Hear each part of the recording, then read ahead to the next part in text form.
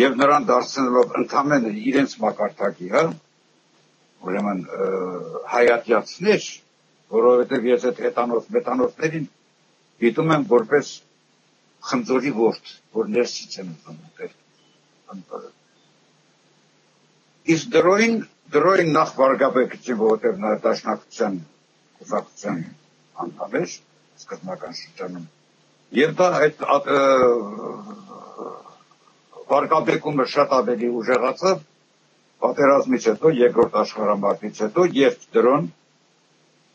ուրեմն անցավ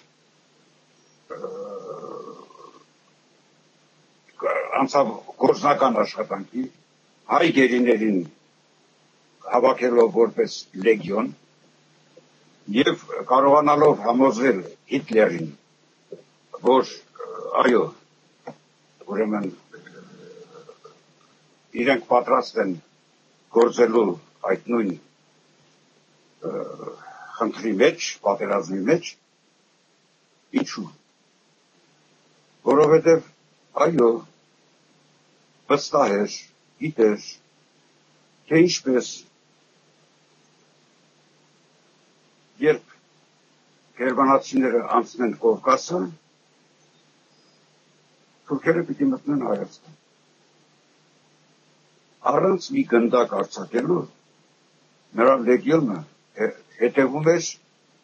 գերմանացիների ընթացքը, որպեսզի հասնի Հայաստան եւ պաշտպանի Հայաստանը։ Դա էր նրա ծրագիրը։ Նրան համարեցին ֆաշիստ։ Եվ գիտեք ինչ կա, պիտի անցնեին տարիներ, որպեսզի գոնե որոշ քանակությամբ, որոշակի սահմանափակ քանակությամբ մարդկանց միջև ստեղծվեր ինչ-որ ընդհանուր կարծիք այն մասին, որ ֆաշիզմը եւ կոմունիզմը նույն փայտի երկու ծայրերն են։ Հետևեք կամ գուցե հետևում են արդեն մեր ունկնդիրները ռուսական անցուդարձ։ Պուտինին անվանեցին Հիտլեր եւ այս ուրեմն այսպես կոչված հաղթանակի 70-ամյակի առիթով տեղի ունեցան վերլուծություններ, հանդես եկան մարդիկ վերլուծելով, որ փաստորեն ուրեմն երկու համազոր մարդատյաց ուժեր են իրար դեմ դուրս եկել։ Նույնպես սրիկաներ։ Ուրեմն երբ խոսում են այն մասին, որ հայերը գնացել են, պաշտպանել են հայրենիքը, 1990 թվականին ես հրատարակում էի ժողովուրդ թերթը, եւ այնտեղ այս առիթով, երբ որ քանի ամյակներ պատրաստում էին տոնել, եւ մի խումբ վետերաններ բողոքել էին կառավարությանը, թե իրենց արտոնությունները ինչ-որ սահմանափակում են եւ այլն, ես հոդված գրեցի, դժբախտաբար այդ թիվը չկա, ես մի կերպ պիտի գտնեմ, երևի գրադարաններում կլինի Հայաստանի։ Հոդված գրեցի այն մասին, որ դուք պաշտպանել եք կոմունիզմը եւ ոչ թե պայքարել եք ֆաշիզմի դեմ։ Դուք պաշտպանել եք ձեր իրոջը։ Սա այն դեպքն է, որ ստրուկը, չգիտես ինչու, փոխանակարգից օգտվելով եւ ազատագրվելու, գնում է եւ զոհվում է հանուն իր տիրոջ եւ հետո էլ ասում է ես հերոսական արարք եմ գործել։ Խոսքս թափված արյունի եւ ներտված զոհերի մասին չի։ Խոսքս այն մասին չի, որ այդ մարդիկ դարձան խաղության նոխածներ յուրօրինակ։ Խոսքս այն մասին չի, որ դարձյալ մեր կարճատեսության հետևանքով մեր սքանչելի երիտասարդությանը տվեցինք ուրեմն թնդանոթի միս որպես։ Դրանից մի 25 տարի առաջ։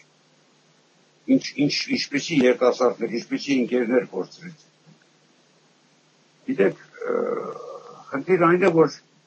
երբ մարդուն ասում ես, որ դու ճիշտ ես նրա քեզ վրա հարձակվել էր, այ մարդ, իսկ ինչու հանկարծ Ուկրաինայում սկսեցին Ստալինը ուղարկեց ուրեմն տպտված մարդկանց, ընդ որում Պուտինը այսօր նույն բանն է կրկնում, տպտված մարդկանց, ովքեր այնտեղ կազմակերպեցին այսպես կոչված պարտիզանական շարժում։ Ինչու՞։ Որովհետև Հիտլերը մտնելով Ուկրաինա, նա այնտեղ ստեղծեց օկուպացիոն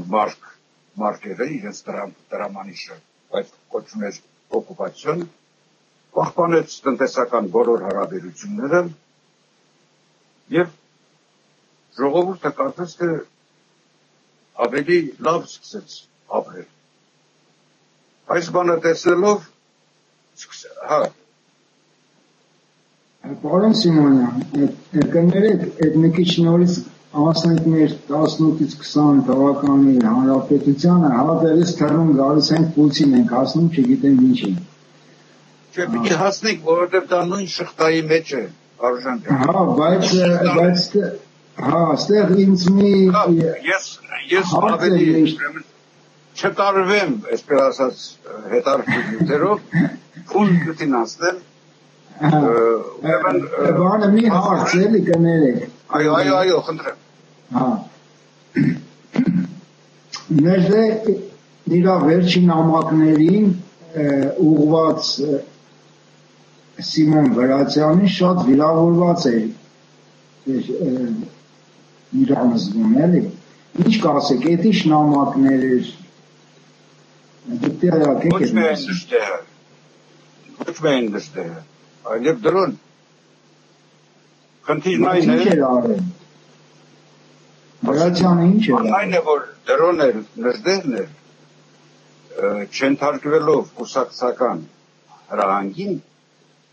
նրանք իրենց պատասխանատվությամբ հանձնարան Սյունիքի և Հյուսային Հայաստանի պաշտպանությունը։ Ես չեմ խորանալու, թե կուսակցությունը ինչ նկատառումներով էր, որտեղ կարող է սխալվեմ, բայց հայտնի է, որ նրանք հաստորեն, եթե չեմ սխալվում, եթե լավ եմ հիշում, նույնիսկ հեռացվեցին կուսակցության շարքերին։ Եվ տեսեք, երկուսի նկատմամբ էլ հեռապահություն կա։ Ես մինչև հիմա ես եղել եմ Բոստոնում, գերեզմանատանը, ուրեմն մի շատ հրաշալի անձնավորություն կար այնտեղ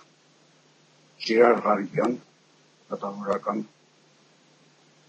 նրա օգնությամբ ես ծանոթացա Նժդեհի տիկնոջ հետ, Կայանեի հետ, նրա աղջկա հետ, այսինքն կնոջ աղջկա հետ, և խնդրելով կամ ավելի ճիշտ առաջարկելով կամ ազատեց, որոշելով մի փոքրիկ հոգեհանգիստ շիրիմի առաջ, քահանայի հետ գնացինք դրոյի ուրեմն գերեզմանին, լուսանկարն էլ կա, գուցե ես 2 օրը դնեմ այնտես առիթով։ Եվ ուրեմն այդ փոքրիկ արարողությունը եղավ։ Ինչ ասեց ինձ Տիկին Գայանեն։ Նա ասեց, որ երանի թե դուք 2 ամիս առաջ եկած լինեի։ Ինչ կա, ինչու համար։ Ասում է, որովհետև ես պահել էի բանը դրոյի սիրտը, երբևէ Հայաստան թաղելու համար։ Բայց տեսա, որ ոչ ոք չի հետաքրքրում այս խնդիրներով։ Ընդ որում դա 90 թվականն էր, արդեն փոխվել է իրադրությունը։ Եվ ըստ երևույթին իրոք նա ճիշտ էր, որ առաջին հերթին պիտի այսպիսի գործողություններ կատարվեին։ Պիտի հետ բերվեր այն, ինչը կորցրել էին։ Եվ ոչ ոք չի հետաքրքրվել ուրեմն այս խնդրով, եւ ասում է 2 ամիս առաջ այս նույն տեղը ասում է թաղեցի սիրտը։ Հետագայում ես արդեն այստեղ էի, երբ իմացա, թե ինչպես որոշել են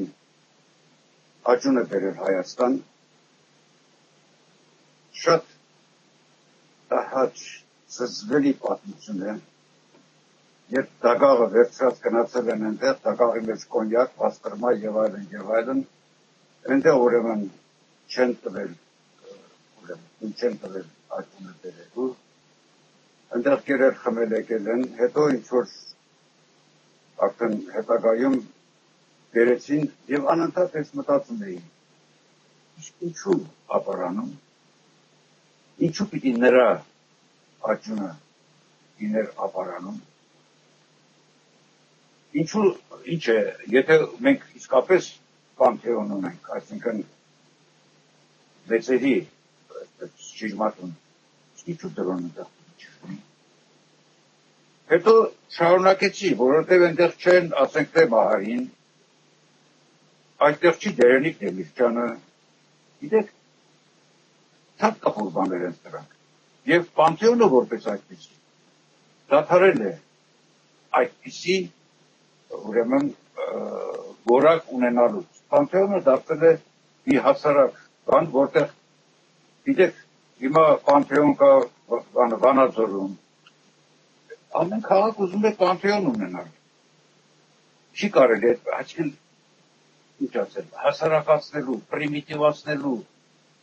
միջոց է սա, բայց շարունակեմ գրոյի մասին խնդիրը և լժդեի մասին։ Դա վերաբերմունքն էր, որովհետև ճիշտ այնպես,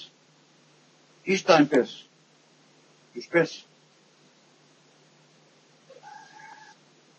1994 թվականին էր, երբ արգելվեց հայահավական դաշնակցությունը Հայաստանում, վտարվեց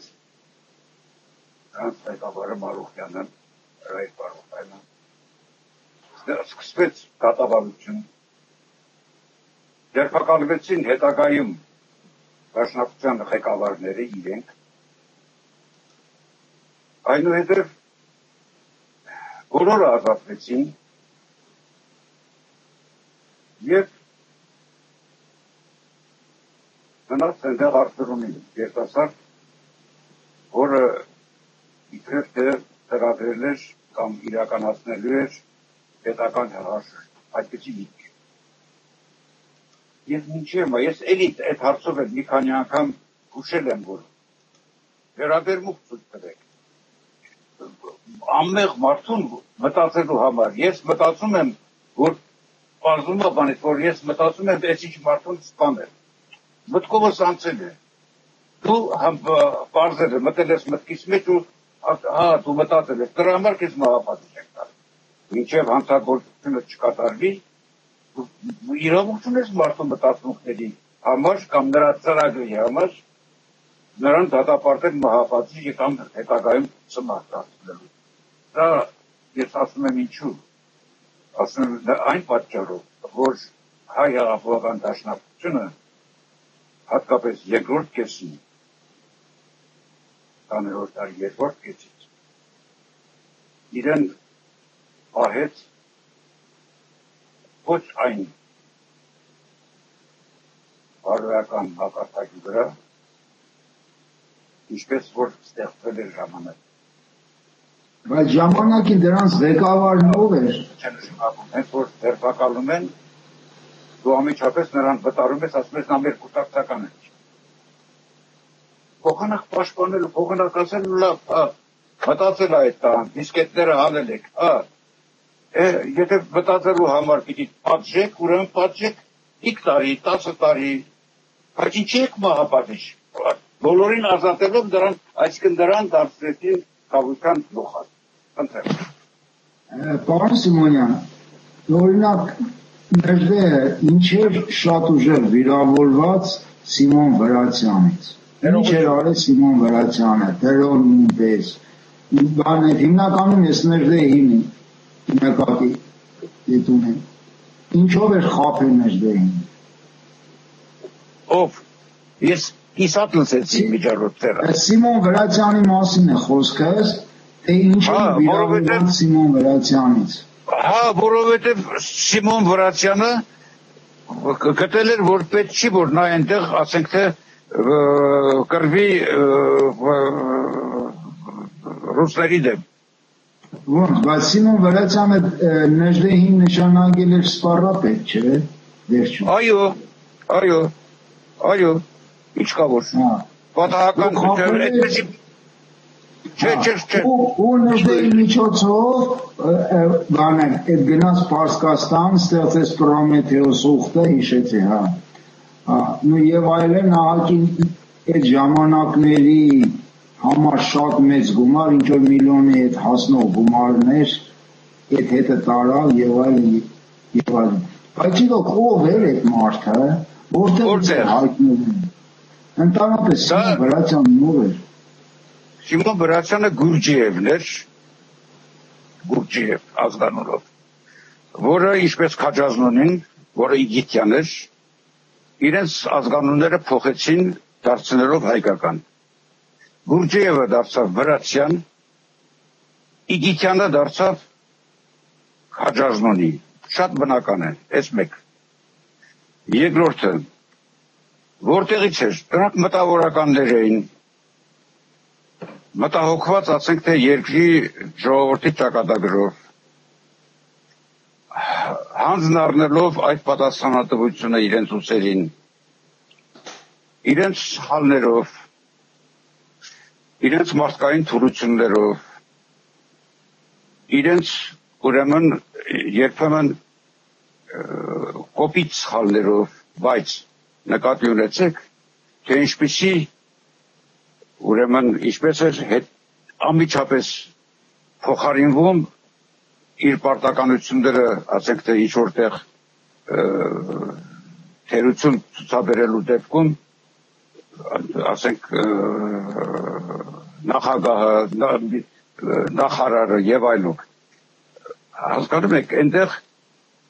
նաեւ որոնումներ էին կատարվում, թե ինչպիսի կառավարություն, ինչպիսի որակական արժեք ունեցող կառավարություն պիտի ստեղծվի, եւ մարդիկ չէին կարճած իրենց պաշտոններից։ Վրացյանը վերջին վարչապետն էր։ Հիմա, բացի դրանից, ես ասացի, որ մարդիկ փորձ չունեն, մարդիկ Վրացյանն ասում էր, որ պետությունը հանձնենք թուրքերին, ինքը ռուսների կողմն էր։ Ինքը ռուսներին Որտեղ է գրված։ Նժդեհի գրածները կարդացեք նամակներում։ Դա պարզ գրած է Նժդեհի։ Ես կարդացել եմ։ Նույնիսկ Նժդեհը գրում էր իր միջոցով խաբեց, որ Զանգեզուրով անցներ, որ գնար Պարսկաստան։ Ու դրա համար խաբեց իրան նշանակեց սպառապետ, վերջի սպառապետը ու անցավ։ Այդ իր այդ ունեցածով է չունեցածով։ Հիմա գիտեք ինչ կա։ Նժդեհն է գրում, չէ, ախր Նժդեհն է։ Սպասեք, հիմա տեսեք։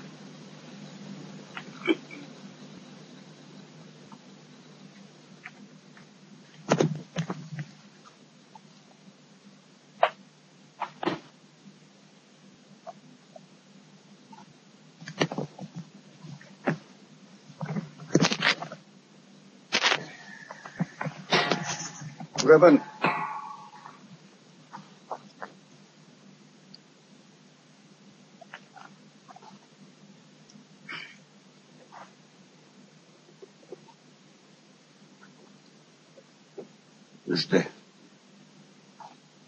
Սա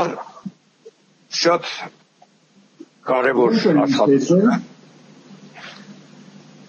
Սա լույս է տեսել 1989 թվականին Լոս Անջելեսում։ Ես այս ստացել եմ նվեր հետևյալ մակագրությամբ։ Չէ, լավ չեմ կարդա, որովհետև դա կլինի գիարի պես մի բան։ Չէ, հեղինակը ով է։ Հեղինակը չէ, դրանք փաստաթղթեր են։ Բայց մեկը խմբագրել է, չէ։ Ով։ Ինչ որ մեկը խմբագրել է, չէ, նամակները։ Շիվա ասեմ։